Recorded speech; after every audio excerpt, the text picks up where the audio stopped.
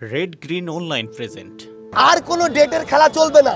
সর্বশেষ সময় আগামী বৃহস্পতিবার বিকাল 5টা। এরপরে হয় বিজয় মিছিলে দেখা হবে না রাজপথে দেখা হবে। আজকে আমাদের যারা পোস্ট গ্রাজুয়েট ট্রেনি ডক্টর রয়েছেন তারা আসলে এটা খুব এর চেয়ে কষ্টের আসলে কথা হতে পারে না যে তাদেরকে আজকে শাহবাগের এই রাজপথে নামতে হয়েছে তাদের যে বেতন ভাতা এটা বাড়ানোর জন্য। একজন পোস্ট গ্রাজুয়েট ট্রেনি ডক্টর যিনি আসলে তার এমবিবিএস শেষ করে ইন্টার্ন করার পরে যখন এই উচ্চতর ট্রেনিংগুলো নেন, এই সময়ে তার যে বয়স থাকে, তার একটি পরিবার থাকে, তার একটি সংসার থাকে। সেই জায়গায় বাংলাদেশের এমন একটা দুর্ভাগ্যজনক পরিস্থিতি যে তাদেরকে আসলে রাস্তায় নেমে 5,000 করে তাদের এই যে বেতন এবং ভাতা বাড়াতে হয়। আমরা দেখেছি যেটা 15,000 দিয়ে শুরু হয়েছিল, 20,000 হয়েছে, 25,000 হয়েছে। আজকে 2024 সালের এই অবস্থায় দাঁড়িয়ে 25,000 টাকা দিয়ে একটা পরিবার কিভাবে চলা সম্ভব, এই জবাব আসলে বাংলাদেশে দেওয়ার মতো কেউ নেই। আমরা আমাদের জায়গা থেকে একটা জিনিস স্পষ্ট করে মনে করি যে এই দাবিটি নিয়ে আমাদের ডাক্তার ভাইরা আজকে এখানে রাজপথে নেমেছে, সেটা শতভাগ যৌক্তিক দাবি। আমাদের জায়গা থেকে জাতীয় নাগরিক কমিটির পক্ষ থেকে আমরা আমাদের অর্থ মন্ত্রণালয়ের সচিব মহোদয়ের সাথে কথা বলেছি, স্বাস্থ্য মন্ত্রণালয়ের সচিব মহোদয়ের সাথে কথা বলেছি, আমাদের হেলথের যিনি কো অ্যাডভাইজার রয়েছেন আমরা তার সাথে কথা বলেছি। পাশাপাশি আমাদের সাথে আমাদের ডাক্তারদের প্রতিনিধি দল ছিল এবং তারাও তাদের জায়গা থেকে একাধিকবার কথা বলেছে। কিন্তু আসলে এটা দুর্ভাগ্যজনক যে এই যে বাংলাদেশের স্বাস্থ্য খাতের এমন একটা দুর্ভাগ্যজনক পরিস্থিতি, এই পরিস্থিতিতে একজন ডক্টর যখন তার ওই ট্রেনিংটি সর্বোচ্চ মনোযোগের সাথে করবে, যখন তিনি ধীরে ধীরে একজন বিশেষজ্ঞ ডক্টর হয়ে উঠবেন, সেই সময় তার নিজের পেটের চিন্তা করতে হয়, তার পরিবার কিভাবে চলবে, তিনি সংসার করবেন কিনা, তার সংসার চলবে কিনা, এই চিন্তা নিয়ে বাংলাদেশে কখনো একজন বিশেষজ্ঞ ডক্টর তৈরি হওয়ার মতো পরিবেশ হতে পারে না। আমরা আমাদের জায়গা থেকে খুনি হাসিনার কাছে বিগত 16 বছর কিছু প্রত্যাশা করিনি, কিন্তু আমাদের এই অন্তর্বর্তীকালীন সরকারের কাছে প্রত্যাশা অনেক রক্তের উপর দিয়ে, জীবনের উপর দিয়ে এই সরকার তাদের যে নির্দিষ্ট দায়িত্ব সেই দায়িত্বর জায়গায় গিয়েছে।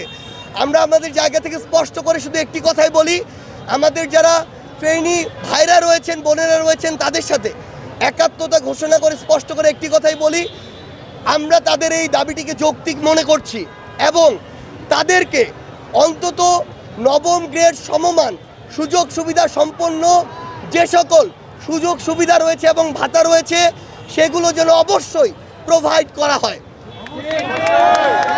আমাদেরকে স্বাস্থ্য মন্ত্রণালয়ের পক্ষ থেকে এবং স্বাস্থ্য মন্ত্রণালয়, অর্থ মন্ত্রণালয়ের সাথে কথা বলে আমাদেরকে কমিটমেন্ট দিয়েছে। এখানে কোনো আশা না, আশার খেলা আর চলবে না।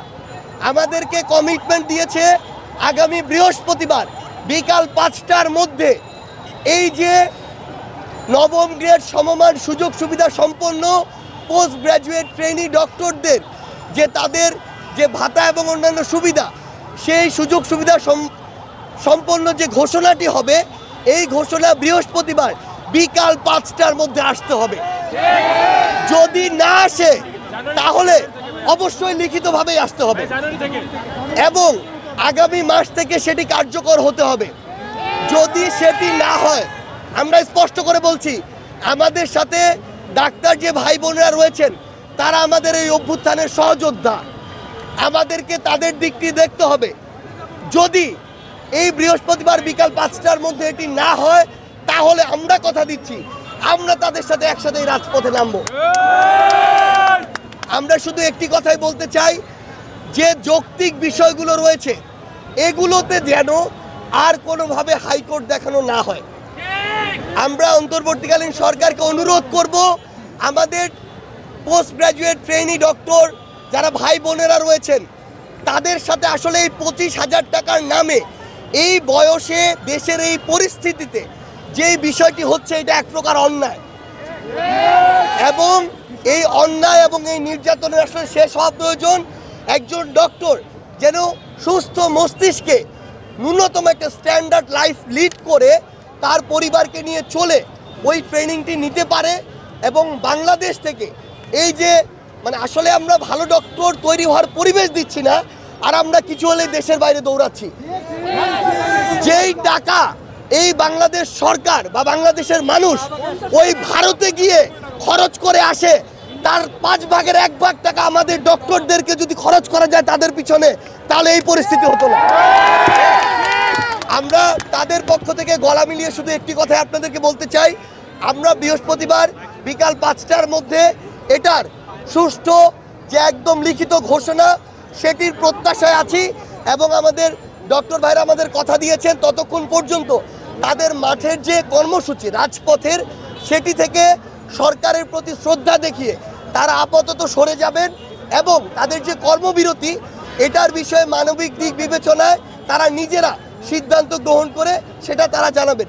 এই বিশেষ প্রতিবেদনটি যদি আপনাদের ভালো লেগে থাকে অথবা উপকৃত হন, তাহলে অবশ্যই এই চ্যানেলটি সাবস্ক্রাইব করুন এবং লাইক, কমেন্ট ও শেয়ার করে রেড গ্রিন অনলাইনের সাথেই থাকুন। Thanks to everyone, red green online.